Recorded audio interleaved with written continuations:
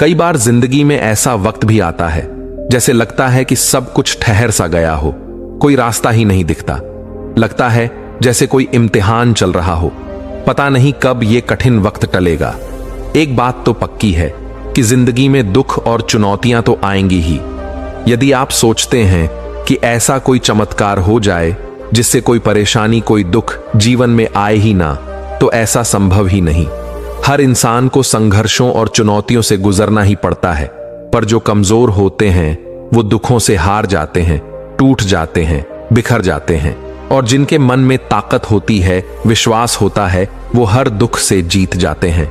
अब ये आपको देखना है कि दुख आपको हरा रहे हैं या आप दुखों से जीत रहे हो। जो मुस्कुरा रहा है उसे दुखों ने पाला होगा, जो चल रहा है उसके पांव में छाला होगा। बिना संघर्ष के इंसान चमक नहीं सकता, जो जलेगा उसी दिए में उजाला होगा। जो इंसान दुखों से गुजर के आगे निकल गया, समझना उसे जीना आ गया। जो इंसान दुखों से घबरा के बैठ जाता है, हार जाता है। समझो कि उसने दुखों से समझौता कर लिया, स्वीकार कर लिया परिस्थिति को कि अब जो है जैसा है ऐसा ही रहेगा, कुछ बदलने नहीं वाला। जो लोग ये मान के बैठ जाते हैं कि कुछ बदलने नहीं वाला, तो सच में उनकी जिंदगी में कुछ बदल नहीं सकता। और जो लोग मन में ये उत्साह रखते हैं, विश्वास रखते हैं कि परिस्थिति चाहे जैसी भी हो उसे बदला जा सकता है, उसे जीता जा सकता है, तो वो कठिन से कठिन परिस्थिति को भी बदल सकते हैं। विश्वास में इतनी शक्ति है कि पर्वतों को भी हिला दे। एक धर्मात्मा राजा था, उसका छोटा सा राज्य था। एक दिन उसके राज्य पे किसी बलवान राजा ने हमला कर दिया। उस राजा की सेना इस राजा की सेना से 4 गुना बड़ी थी। इस राजा ने मन में सोचा, हम तो हारे ही हारे हैं। अगर हम युद्ध में जाएंगे, लड़ेंगे, तो हम सब मर जाएंगे, कोई बचेगा ही नहीं। और अगर नहीं लड़ते तो वैसे भी सब हाथ से चला जाएगा।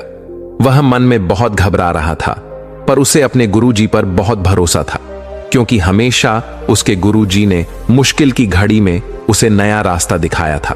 वह अपने गुरुजी के पास आया और उसने सारी बात बता दी कि दूसरे राजा ने हमला किया है और उसकी सेना हमसे 4 गुना बड़ी है। तो उसके गुरुजी ने कहा कि आप चिंता मत करो, आपकी सेना का सेनापति आप मुझे बना दो। तो राजा ने कहा कि गुरुदेव, आप कैसे युद्ध करेंगे? आपने तो कभी युद्ध नहीं किया। उसके गुरुजी ने कहा कि मैं जैसा बोलता हूं वैसा करो। राजा ने बोला ठीक है। राजा ने गुरुजी को सेनापति बना दिया। गुरुजी ने सारी सेना को बुलाकर कहा कि यहां पास में काली मां का मंदिर है और उस मंदिर में बड़ी शक्ति है। हम काली मां से पूछते हैं कि आज का युद्ध हम जीतेंगे या नहीं।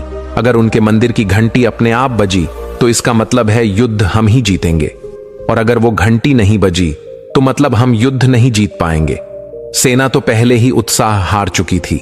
सेना को बिल्कुल भी विश्वास नहीं था कि हमसे 4 बड़ी गुना सेना हम कैसे जीतेंगे उनसे। इतनी बड़ी सेना के साथ युद्ध करना तो मृत्यु को बुलावा देना है।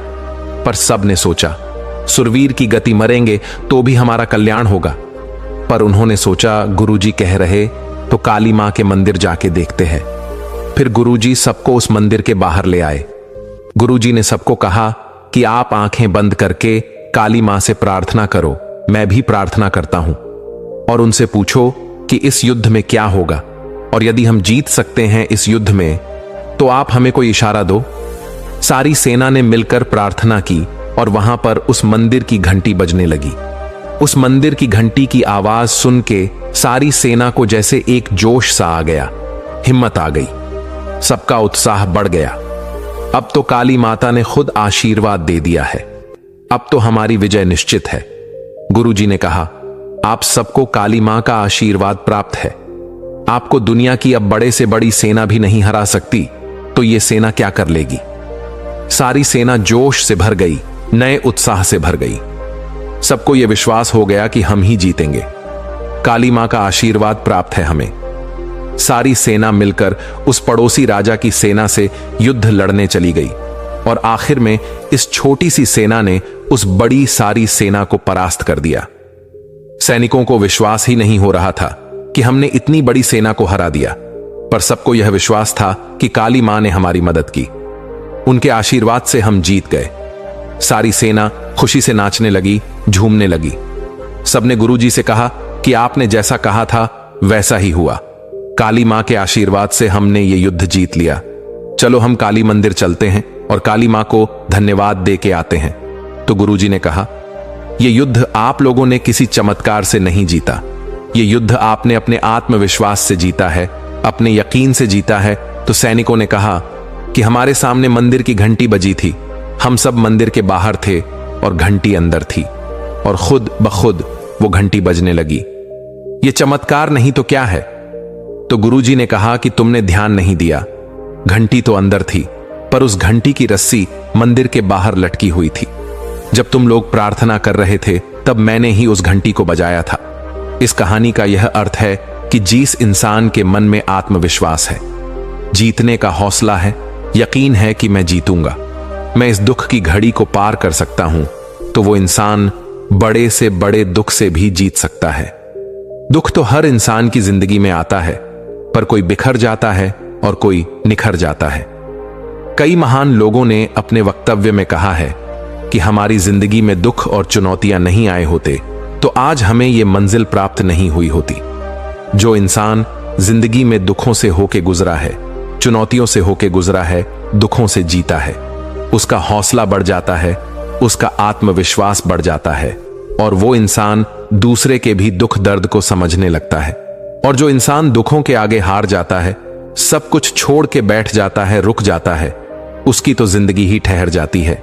अब यदि वो छोटी सी सेना उस बड़ी सारी सेना को देख के डर के बैठ जाती तो कैसे जीतती? जीतने के दरवाजे ही बंद हो जाते।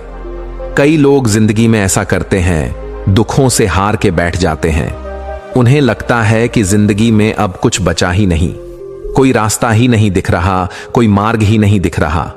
आप चलना शुरू करो, रास्ता अपने आप दिखने लगा। आप आगे बढ़ो, मंजिल अपने आप दिखेगी। तो जब भी जिंदगी में कोई दुख आए, कोई परेशानी आए, कोई मुसीबत की घड़ी आ जाए, कोई साथ छोड़ के चला जाए, कोई सहारा ना दिखे जिंदगी में, तो मन में यह विश्वास रखना कि हम जरूर जीतेंगे, कि हम इस दुख को हरा के दिखाएंगे। हमारी आत्मा की शक्ति इस दुख से कई गुना बड़ी है। याद रखना एक बात, जिस इंसान ने हार स्वीकार नहीं की, उसके जितने की उम्मीद हमेशा बनी रहती है, और जो इंसान हार मान के बैठे जाता है, उसके जीत के दरवाजे ही बंद हो जाते हैं। यदि आप भी जिंदगी में जितना चाहते हैं तो दुखों के आगे कभी घुटने मत टेकना, और जिंदगी में सारे दुखों को बाहर करके उससे जीत के दिखाना। दोस्तों, इस कहानी से आपने क्या समझा? अपने विचारों को, अपने भावनाओं को एक कमेंट के माध्यम से जरूर बताएं। क्या पता आपके एक कमेंट से किसी का जीवन बदल जाए। धन्यवाद।